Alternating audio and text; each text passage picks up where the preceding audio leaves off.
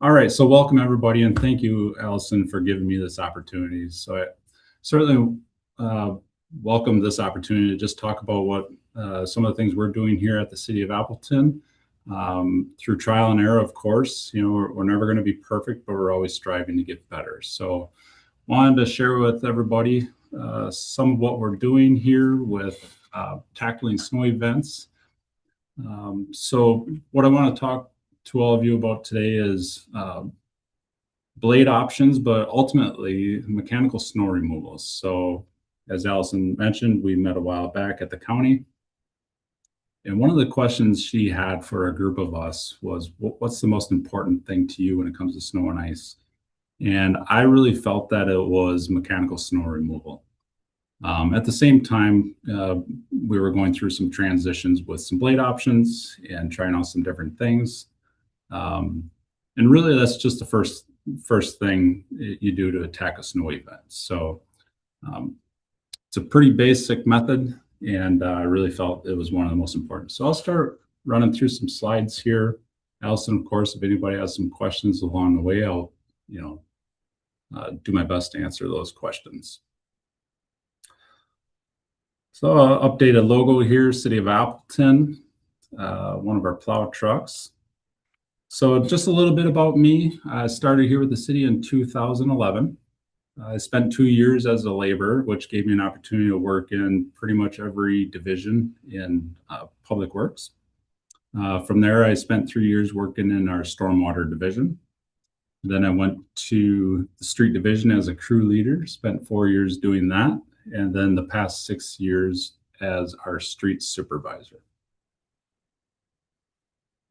So why mechanical snow removal blades matter? Well, simply put, the more you can plow off, the less you need to salt. So I'm a pretty simple guy. I think this is really the best way to tackle the event before you get into different treatment options. So obviously the goal is to reduce salt, and here's just a picture of our salt shed. Holds roughly 6,500 ton. Most of you know, I'm sure, every tablespoon of salt will contaminate 5 gallons of water. So that's our ultimate goal here, is to try to reduce those contaminants in our waterways. And here at the city, depending on the season, we're looking at going through about 2,000 ton of salt each year, and always striving to lower that number if possible. So I haven't done the math on that, but that's a lot of contaminated water. So just a quick reference of everything we use here at the city to tackle snow events. We run with graders, loaders, single axle plow trucks, tri-axle plow trucks, trackless machines for sidewalks, and also tool cats for various locations, sidewalks, different things like that. And then we run 1-ton pickups as well for our alleys that are difficult to get down with trucks, and some dead ends in various locations. So the City of Appleton is responsible for about 350 lane miles, 34 miles of sidewalk, 150 cul-de-sacs, 42 bridges, 21 hills, and 58 alleys. So here I just want to talk about some of the changes we've made at the city, and I'd like to think that we're not done changing yet. So carbide blades have been a big change for us. Certainly allow us to drop plow much sooner, and also keeps trucks on the road. So running steel blades without the carbide, you're going to wear through blades a lot quicker, have to bring them back to change out. And also you need to work with a little bit of snow, usually a 1/2 inch to 1 inch, colder temperatures.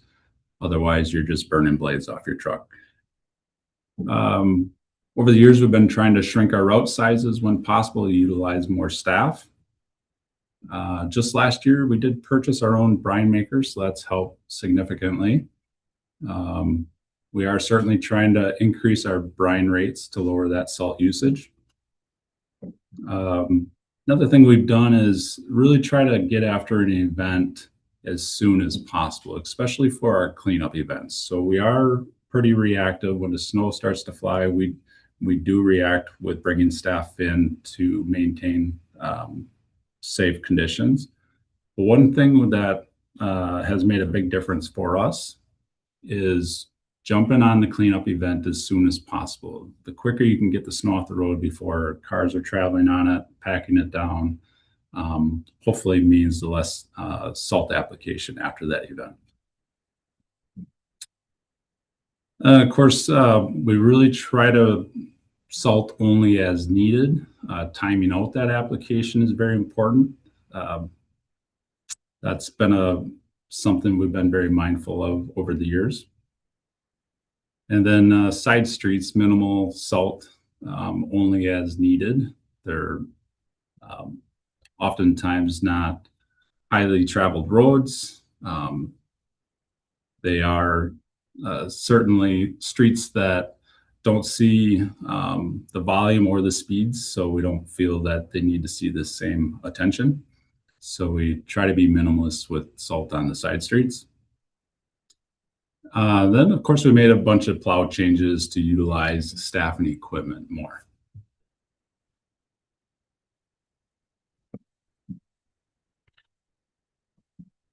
So here, I just wanted to kind of go through some of the event changes and how we've evolved over the years. And a lot of this has happened probably in the last 10 years or so. So the top column there showing the 7-person. So the 7-person was an event that was considered our maintain event when snow started to fly. We would bring in 7 people to maintain our arterials, collectors, hills, bridges, roundabouts, sharp curves, really just the main roads. We found that to be very challenging, especially if snow totals got to a point where we really needed to start plowing before salting. So we ramped that up to an 11-person, probably 6 years ago. And that included still the 7 routes, but then those 7 people weren't responsible any longer for the mains and collectors. Actually, just the mains. So we added 4 people to tandem plow, 2 on the north side mains and 2 on the south side mains. And that certainly allowed us to do a lot more plowing rather than just salting, trying to chemically remove snow. Since then, our city has grown a little bit, as well as the demands of trying to plow more salt less. So we've added an additional route on the north side of town that was outgrowing the route size. So we added 1 route on the north side and then also added a second mains crew. So it was really important to us that those turnaround times on the mains were shrunk down to a point where they're manageable. So we took them from about a 3-hour turnaround down to something like 2 hours. So now we have 3 mains crews and 8 routes. So a lot of changes with that maintain event over the last 8 or 10 years. Next column is just showing kind of how we've evolved into our full-scale events. And full-scale is something that we consider our cleanup event. So nearing the end of the snow event, we're going to be looking to put out our cleanup event, which is full scale, and clear all city streets, sidewalks, alleys, the entire thing. Years ago, we used to run a 27-person. They were much bigger routes for people to run, so a significant amount of time it took for them to finish those routes, meant more hard pack on the back end of those routes. And that event didn't include a mains crew on the north side and south. So trucks would have to team up and plow those mains together. became very challenging with communication.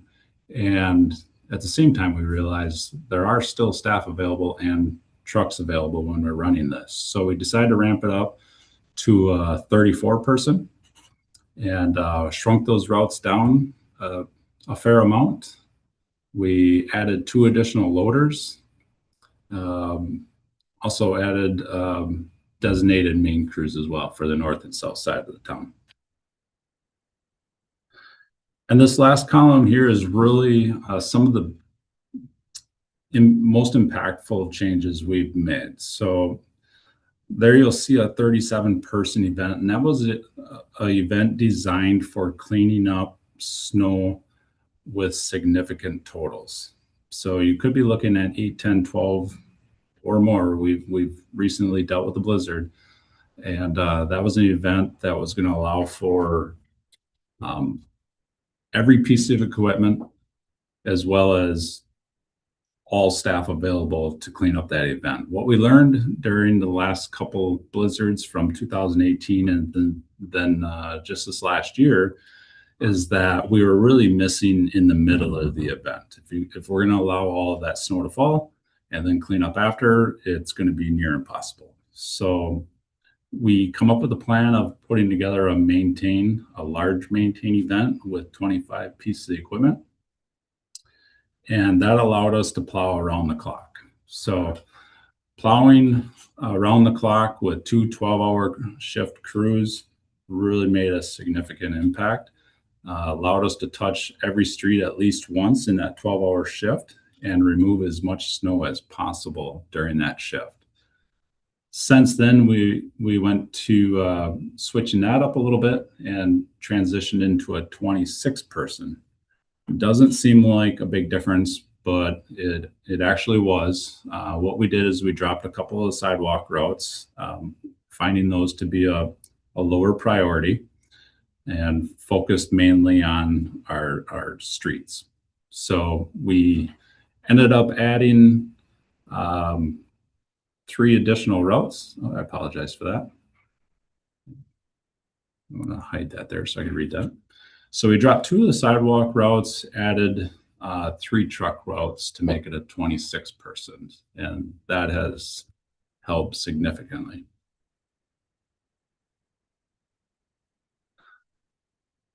This here is just showing you a map of what our operators see. This is what all operators are able to look at in the truck. They have something that's a little bit more interactive, but ultimately looks like this. So kind of shows you what their routes look like. And every operator has a tablet and they can zoom in on those routes, and then different notes will pop up for them. So if you have a new operator in a route that's a backup operator, they're able to zoom in and different notes will pop up for them for things for them to watch out for, take note of when they're in that route.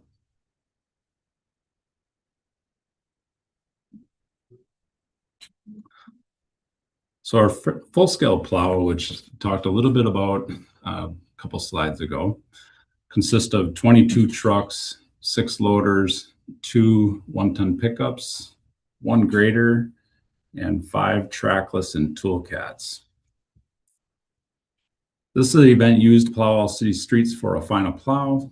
We try to start this event approximately 2 hours before the last snowflake falls. So we're really wanting to jump on these events for a cleanup as soon as possible.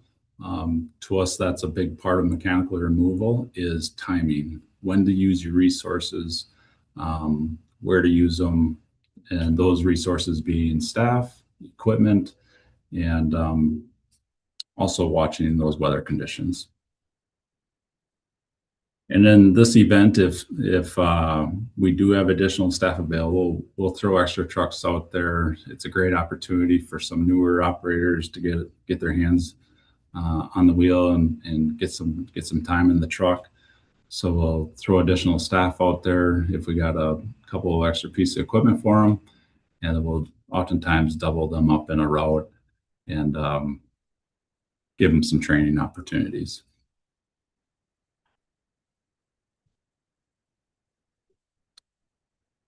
So our maintain event, another event that I spoke of earlier, that is the event we're running 19 trucks.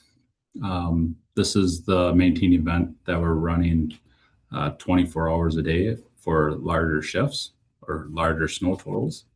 So we're running 19 trucks, 4 loaders, 2 pickups, and a trackless just to take care of the main sidewalks that get used throughout the winter.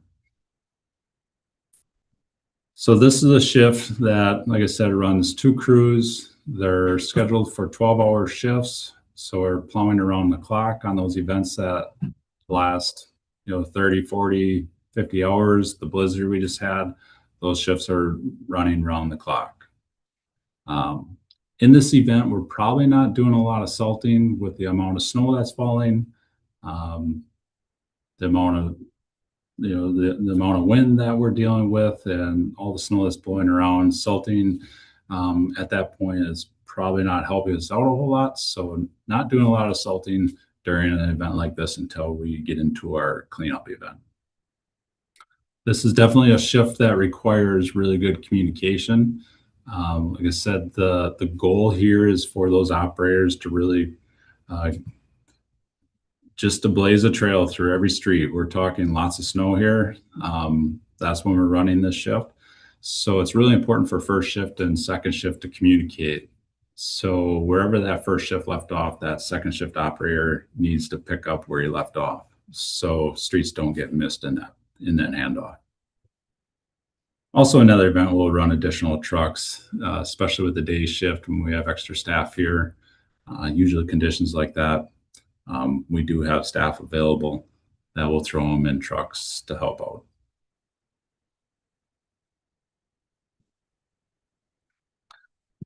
And this is just a closer view at how we're trying to prioritize events. So these maps are coded. The dashed lines are indicating all of our mains, which would typically be 4-lane roads. Those are usually handled with a mains crew if that event has a mains crew. And then the darker colored lines are going to be our collectors. So those streets are priority for a plow route. And then every street inside of that would be our side streets. So for example, we have truck 1 there with Schmidt. When he goes out and plows in that route, the first thing he wants to do is plow all of the darker blue first. Those are the heaviest traveled roads. We want to get them cleared and opened as soon as possible before moving into those side streets. Often those streets may be treated at different rates as well.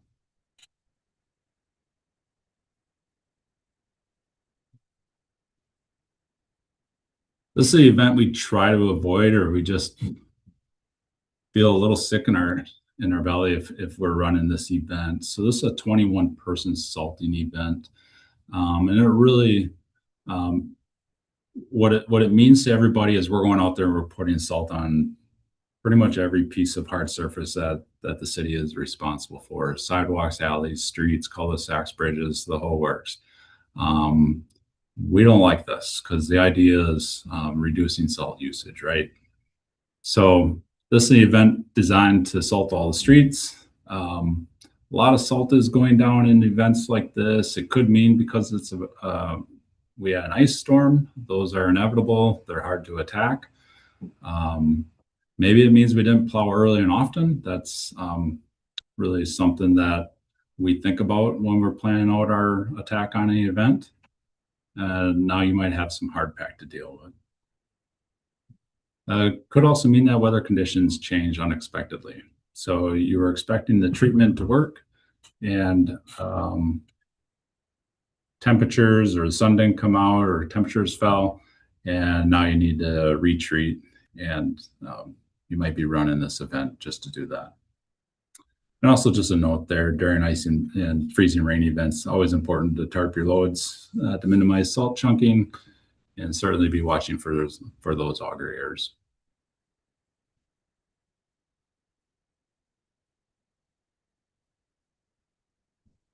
Plow technology. How the cutting edge changes what trucks can do. This is something we've been playing around with for a lot of years. Picture shown here is what all of our trucks used to run. It was called a Houston plow. Um, this was outfitted on every plow truck at one point in time. The industry's kind of gone away from this style. There's a lot of moving parts to this plow.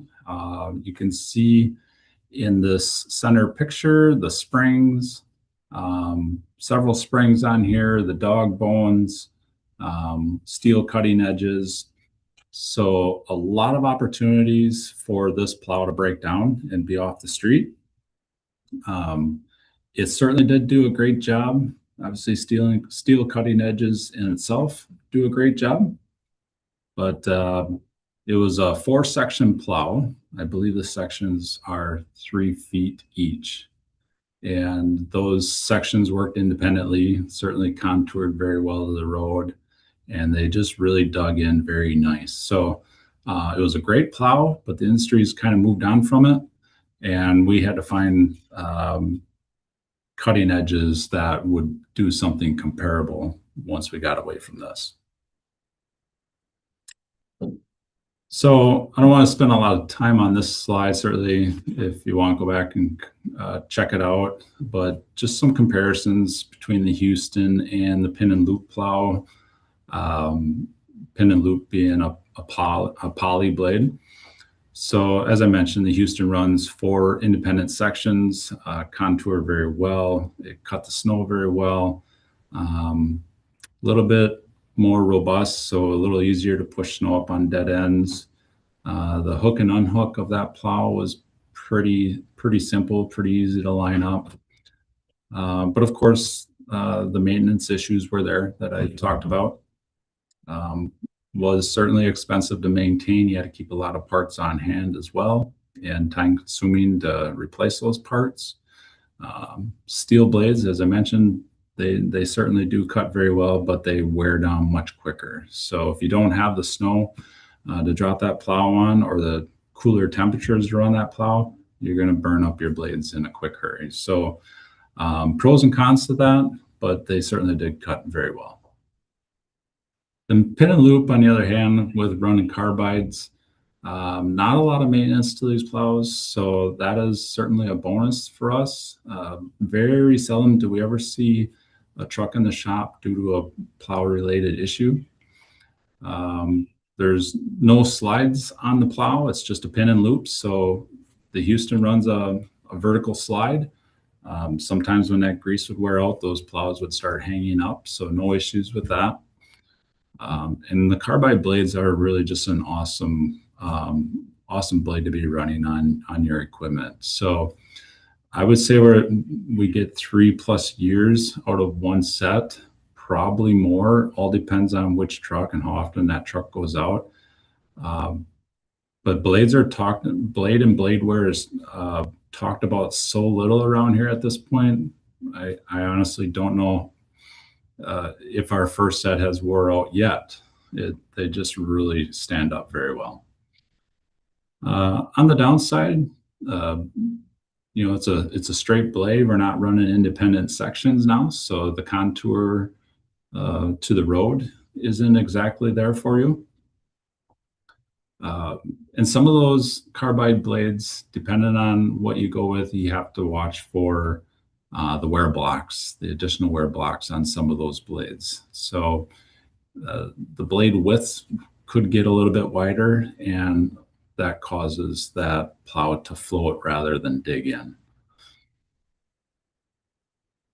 And of course, there are some concerns with pushing up snow on a dead end. The pin and loop doesn't ride up when you're pushing that heavy snow, so you really need to be cautious of that so you don't pinch that plow blade.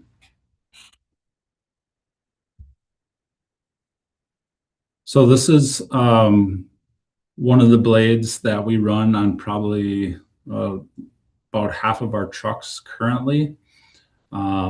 It's called the Razor. So I provided the site here at the bottom, Winter Equipment, if you want to check that out. It's been a very good blade for us.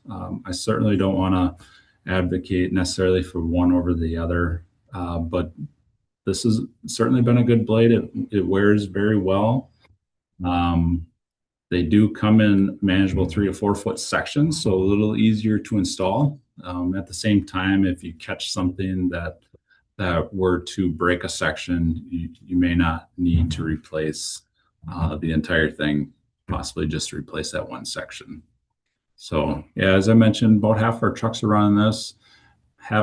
We've had good luck with it, but of course we're always trying to do more, do better, and get more snow off the road before treating. So we've been trying some other blades as well.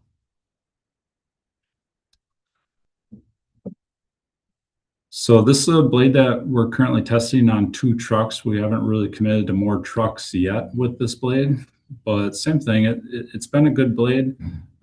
It wears very well. Certainly get a lot of years out of it.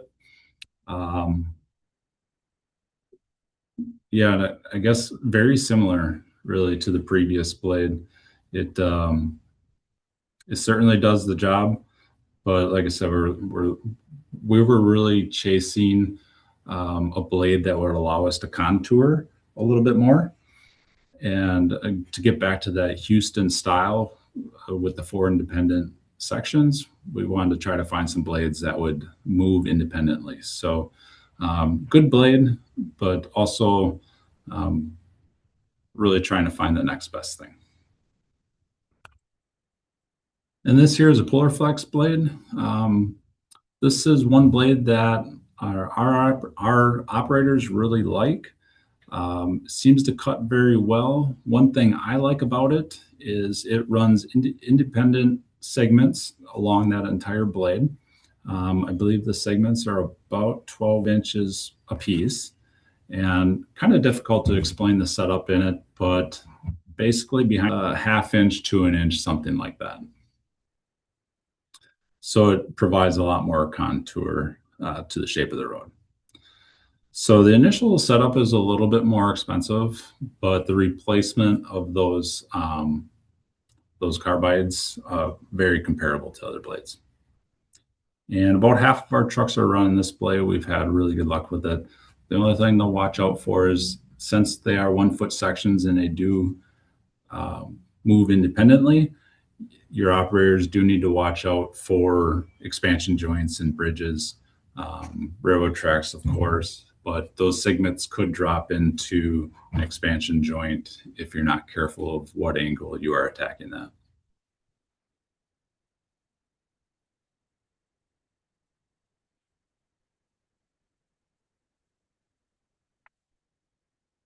Sorry, I want to turn my light back on here. So this is just a picture of one of our loader plow blades, plow and wing. For us, loaders are essential in our operations. We have a lot of cul-de-sacs, roundabouts, dead ends. There's certain dead ends we'll try to hit with these loaders. These run carbon steel blades on them. We haven't gotten to the point of really trying any different styles on them quite yet, but we have played around with the angle of attack, because these plows do tend to float a little bit more. So when they float, they're not digging in, they're not removing that snow. So that's something that we're challenged with. Anybody that's running loaders possibly challenged with the same thing. If anybody's found a solution to it, please reach out to me. I'd love to hear what you're doing. But this is certainly an area that we're focused on. And if we have loaders running plowing streets, those are typically areas that we're going to check after the event, see if we need to do a replow or reapplication, because they do tend to float.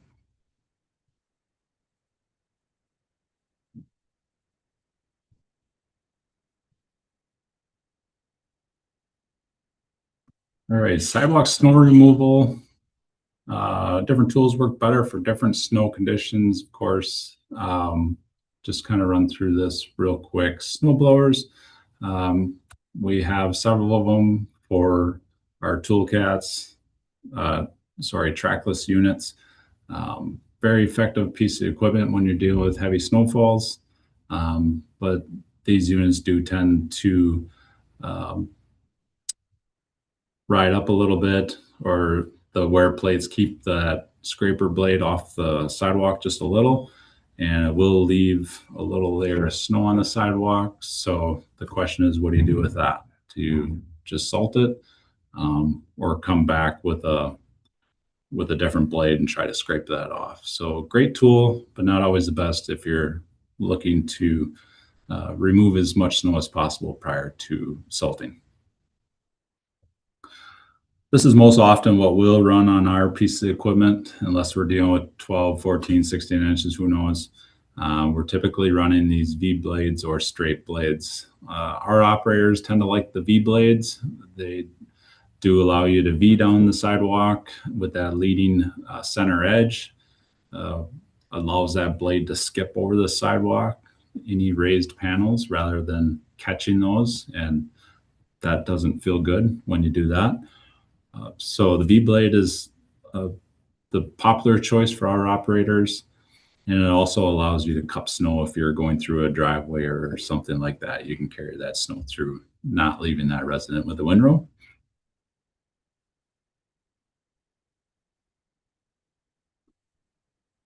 And the broom, of course, is an outstanding tool for snow removal. Very effective, a little bit slower, but of course, if you have the ability to broom off all of your sidewalks or any surfaces that you clear with these sort of units, you're probably not doing a lot of salting. We have one contractor in town that uses stand-up broom units for our one of our event centers downtown, and it just turns out amazing. They do such a wonderful job. I don't know if they ever have to put salt down. So what a great tool when operations allow for that to happen.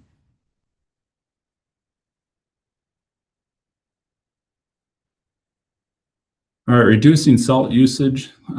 Ultimately, that's the idea. That's why I like mechanical removal so much. If we do that well, we're reducing our salt usage. And just a quick slide to go over how to reduce salt usage. I don't want to get too far into the weeds with this. I'm here to talk about mechanical removal, but you know, really they kind of go hand in hand, and some of this is really what we focus on: the plowing early and often. That's very important to us.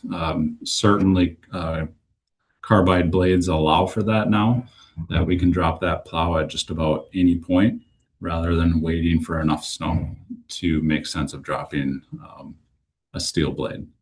So a lot of different options there to help reduce salt, and that's really what our end game is here.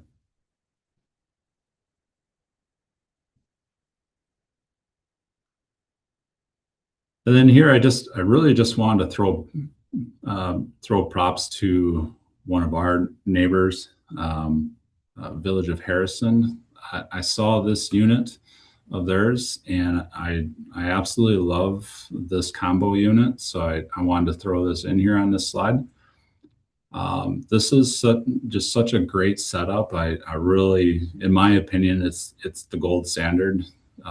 As you can see here, it has all of the capabilities: the V hopper for dry salt, the spray bar for liquid application down here. Of course, the spray bar for anti-icing, which is getting to be very popular. The dual spinner setup is a great option there. Also pre-wetting, and plenty of storage for that liquid brine capacity. So really, these slide-in combo units are just outstanding. We have two of them ourselves, a little bit different setup. But if you're looking to build a truck, this is a really neat unit. So props to Harrison for this build. And then just to show like what the difference can be if you have that opportunity to go liquid only, and that's not always doable. The conditions do have to be just right. Could get you in trouble, but if you understand when and how, there is a significant savings in salt when you're able to do that. So that's really something that we're trying to get into, but very difficult to just switch over your entire fleet to something like this. So just an example that I put together right there, treating 35 miles of road at 200 pounds and 20 gallons would cost you about a little over 7,000 pounds of salt.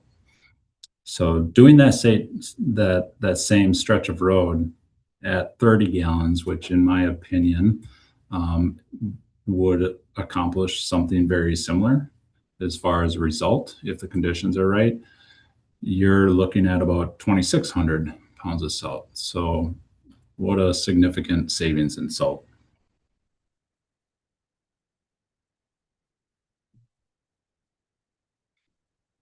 And the bottom line, remove snow mechanically, use salt strategically, keep improving the operations. So that's something that's really important to us, is just keep challenging ourselves to do more, do better, and really just try to reduce that amount of salt getting used on our streets and infrastructure.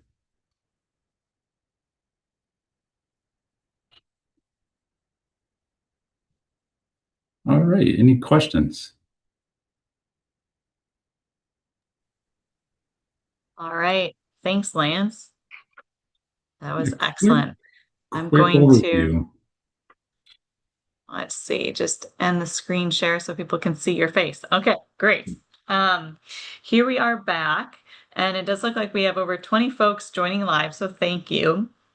I did get an email from someone that they were unable to ask their questions through the chat. So I don't know if I did something on my end, and I think sometimes this happens for people, so my apologies. But I do have a couple emails with questions, so I'm going to hit those up. And if you have other questions and the chat doesn't work, I did put my email into the chat, so just wisaltwise@gmail.com. So we'll get rolling here with some questions for you. All right, Lance. So starting off, how many staff members do you have?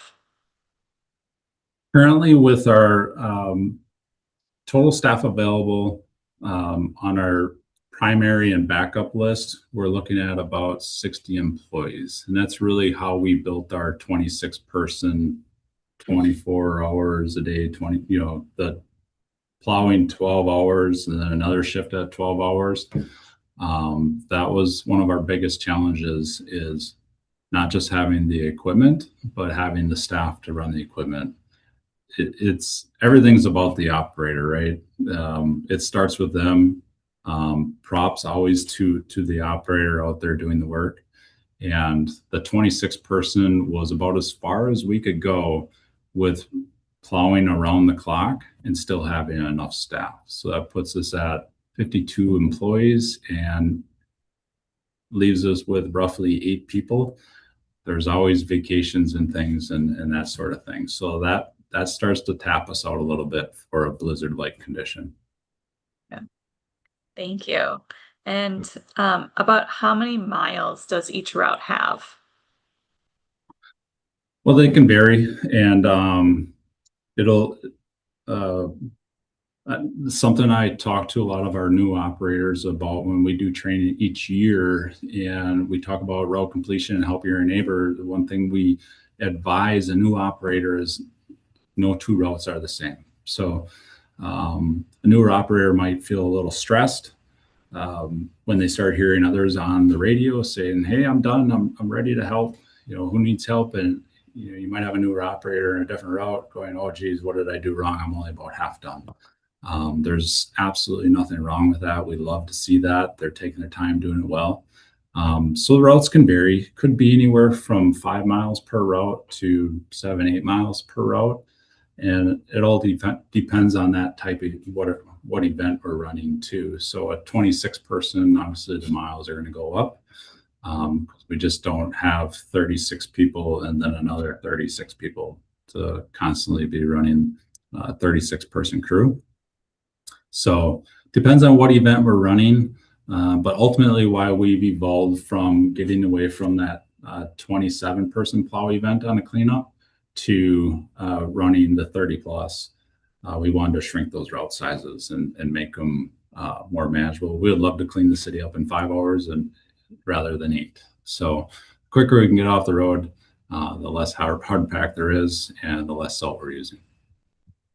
Great. And I guess I have a question in there of my own. I know a lot of times people will say, all right, Allison, all this content, it's, good information. We get it. We can drop our salt usage if we plow more, but it also costs a lot to plow more, right? Like more staff time. So how are you able to work that out at the city? Well, I believe I had that in one of my slides somewhere in there. Probably didn't mention it, but and maybe it was a slide I pulled out. I'm not sure, but but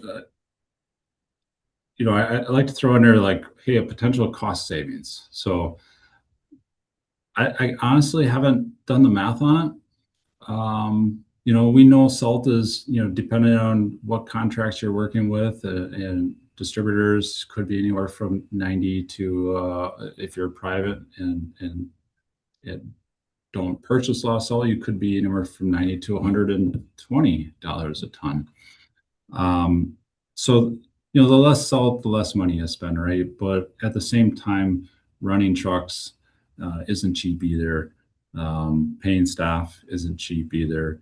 It is certainly a cost of doing business. For us, the priority is trying to hold ourselves to a high standard and provide safe roadways. And however we have to do that, we're going to try to throw what we have to accomplish that. And a lot of times in the winter, work does slow down. It really doesn't necessarily matter what industry you're in. If you're in some sort of construction industry, work is slowing down. So, we're going to have staff here and we always have great work for them, but our priority is snow and ice. So no better place to put them than out on the road. That's what the public would like to see. That's what we expect of ourselves, is providing those safe traveling for our pedestrians, whether they're walking, biking, driving. And fuel isn't cheap either. So I wish I had I wish I was able to say definitely a cost savings to doing more mechanical removal prior to salting. But really, if you wanted to accomplish the same thing, and I think you have some figures out there, what it takes to chemically melt 1 inch of snow. I think it's like 1,000 pounds. Well, we're probably looking at a savings now then. It is, in my opinion, a lot cheaper to plow off 1 inch than to put 1,000 pounds on that lane mile. My light keeps shutting off. I'm not moving enough. Yeah, and I mean, definitely when we look big picture, right, at all the damage salt does, it's way cheaper to remove it mechanically. But I think sometimes people are afraid in the short term, like, can I justify, X number of hours of overtime? So thought I'd just throw that out there. Another question though we've got from the audience is about plowing alleys. Do you do that with a single axle or a 1 ton? Do you push all the snow to one side or split the alley? So most of our alleys the snow does get pushed out of the alley and then put on the terrace space. And that is challenging. Some of it needs to get pushed across the street or stacked on the same side. There are a few alleys that provide some space for storage, but then you're going to probably have to get in there and get that cleaned out early and often to be ready for the next event. So alleys are very challenging. If you could rebuild the city today, of course it'd be designed a little bit different, but those get plowed with 1 ton pickups. There are a handful of alleys that we're able to get through safely with single axle dump trucks. So some dump trucks will plow certain alleys, but a lot of them get plowed with 1 ton dump trucks. And they're in the same thing for 1 tons. They do a lot of the 10-foot sidewalks as well. So that's become more popular as some of those 10-foot sidewalks. And that's a lot of plowing for a smaller sidewalk unit. So they'll run those sidewalks as well.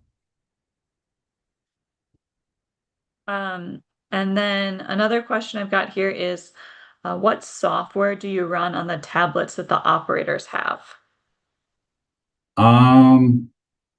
What is that called again? Good question. Shoot, let me think about that one. Okay, is it Force I think America? well, so Or, yeah, or we do have Force America software. I'm just trying to think offhand, and I don't have my darn tablet in here.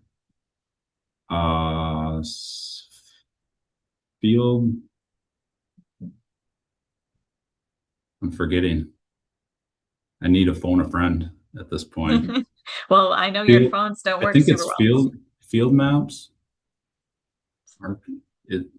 Arc field. Shoot, I can't remember. And I apologize for that. Whoever has that question, Allison, please give me my information. Please call me. I'd love to help you out. But we do run Force America, also runs through Precise. We are able to see every unit, every truck that's out on the street, where they are. We can do a route replay on those trucks to see their route completion, as well as so those trucks are going to ping every 10 seconds. And at any point, I can click on one of those dots that pinged, and I can see if their plow is up, their plow is down, what application they're running at. It's very important to us that everybody's on the same page with our application rate. We don't want to send operators out at 100 pounds and then find operators running at 300 pounds, because I'm going to do better. That's not necessarily better. So we can check speeds, application rates, route completion, all sorts of things. So in my opinion, that's probably one of the most useful tools when you're running a snow event, is being able to put every single truck up on that map and run their route replay and see what they've completed, how far they are. Just really gives you a good sense of how that operation is going.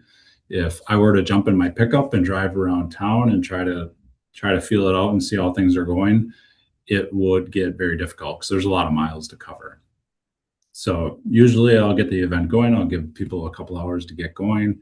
I like to go out and check on some of the newer operators, see if they have questions, any tips or tricks I can offer them. And then I'll come back to my office and I'll run Precise to see route completions. And I'll usually watch some of the newer operators. I want to make sure that they're not missing streets. I usually have those streets kind of in my head, I guess, certain ones that are challenging or easy to miss.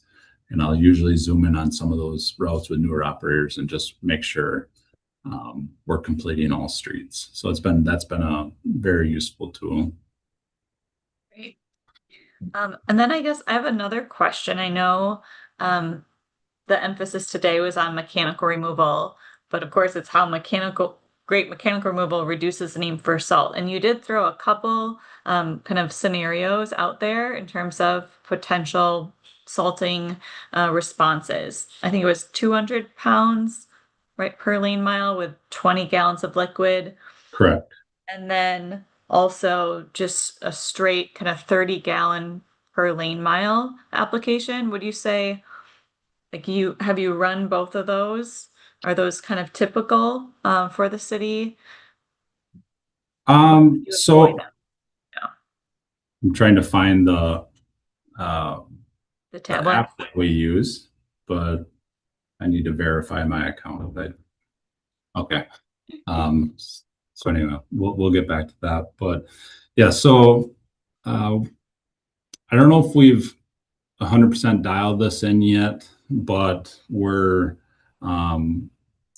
trending in the right direction. So when I first started plowing, like I said, I came up through the operation, so I had an opportunity to be one of those plow operators. And one thing that we used to do is salt rather than plowing, and really the industry was more okay with that. If it's less than an inch of salt or snow, just salt that, and let the traffic work it in the weather, and it'll work itself off the road. But back in the day, it wouldn't be uncommon to run 300 pounds, and back then, I believe our highest setting for pre-wet was 10 gallons per ton. So now, if we were to run 300 pounds, it would have to be something really extreme, an ice event or something like that. And nobody really has a great answer to freezing rain or ice. It's just kind of throw everything at it. But our standard right now is 100 pounds on all streets if possible. It used to be to run standard to run 200 pounds on our mains and collectors. But what we've kind of phased into, or we're still phasing into, is let's plow everything and treat it at 100, even those mains and collectors, and then we'll come back and check. So when you're done with your side streets plowing and treating, go back and check your mains and collectors. And there might only be a handful of spots that need to be retreated. So instead of treating the entire mains and collectors, mileage, you might only treat a few blocks here and a few blocks there. You add a couple, another 100 pounds here and there. So we're really phasing in that direction. Is let's throw minimal at it first. We're still going to be here and able to go back and double check that. We're all faced with different challenges. The equipment that's available to us, the staffing levels that we're able to have afforded to us, and also there's challenges with timing of events. And you really want to work the timing out in your favor when you're treating roads. And some of our Outagamie County, I'll throw them props. They do a very good job of understanding when the traffic flow is going to start picking up, and knowing that traffic is a motivator for activating salt. They're really smart about when to apply that salt, so traffic can get it activated. Obviously, sun, heat, all those things. That salt needs something to activate it. So that's something that really we've kind of learned from them, watching them over the years, and hey, let's move away from what we know to be our standard. And it's just so easy to keep doing the standard because this is just what we do. And we're starting to look at that a little bit more now too. If we have cruising in the middle of the night and it's 2:00 in the morning, maybe we're just plowing. Maybe we're not salting. Maybe, yes, we probably still have to salt those steep hills and the roundabouts. But do you need to salt a main when it's a nice straight main? I always argue that, snow is slippery, but slush is really slippery too. I've had issues on both. So I don't know which one I would rather drive on. They both cause hazard. But I feel like I would rather go through a roundabout with a little snow on it rather than really slushy. So I'm not going to say which way is right or wrong. We always feel like we have to do something out there, but sometimes doing that something isn't necessarily going to make it better. But then you're challenged with, how do you answer to that as well, right? Mm-hmm. So we're all faced with our own challenges. No, definitely. And like you've said, there's no easy answer. It's not black or white, right? And right. Storms are different. When you do put on 100 pounds per lane mill, are you pre-wetting that? Yes, we don't. It's very rare that we don't pre-wet. Of course, we have the luxury of our own brine maker now, so that's really neat. But at the same time, it still is 2.5 pounds of salt per gallon. So there is salt in that. There is a significantly less, but there is salt in it. But at the end of the day, we understand that it's very important to activate that salt. So putting that salt down dry really hasn't done anything yet, right? And you know this better than I do, Elson. I know, but you're a good person to say it. Yes, yeah, I will say it. We want that salt activated as it's hitting the ground. So, um, and liquid brine has been amazing for us.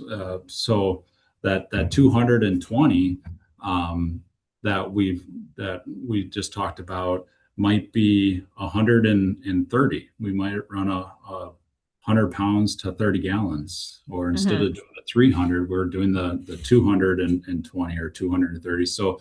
oftentimes when we're looking to up our rates because we're not seeing the results we want to see, of course our operators want to see the results right away, because it's we're prideful in our work, right? So we want to see results quickly, and sometimes you do have to wait. But oftentimes when we're looking at and questioning, are we running the right rate or should we do something different, if the temperatures are right, we'll talk to the operators about just upping that brine rate and see what that does first. So um, great options out there if you have those capabilities on your truck.